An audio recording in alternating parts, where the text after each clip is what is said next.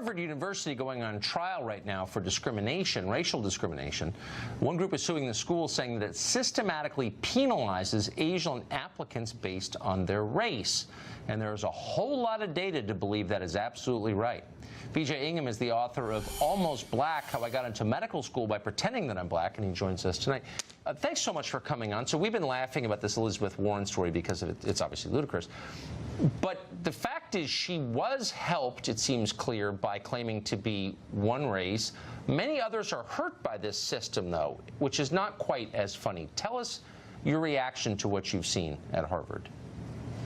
Well, you know, the scam that Harvard has pulled by hiding their racial discrimination beats posing as black to get into medical school any day.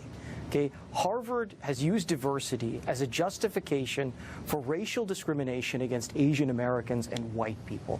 They reduced Asian American enrollment in their class from 43% to 18% using discrimination. And in fact, their own internal committee found evidence of discrimination, and of course, they buried the report.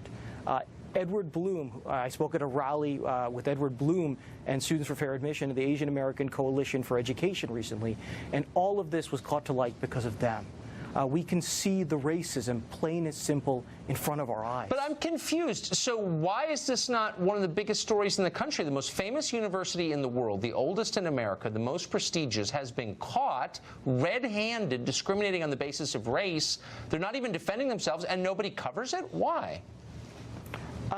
I can't speak for the motivations of the media, but what I can say is that people, it's so hidden. They bury it in such a way that only a professional admissions consultant like myself could understand how complicated it is, their discrimination. It's plain and simple racism, but it's so carefully hidden behind words like personality trait and that.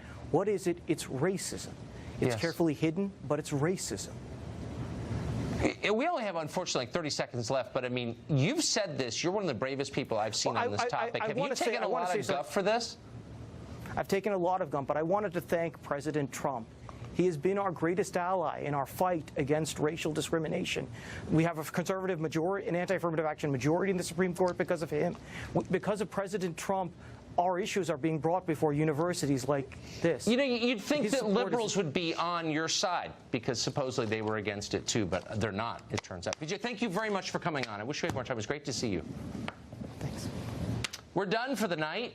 We'll be back tomorrow. The show that's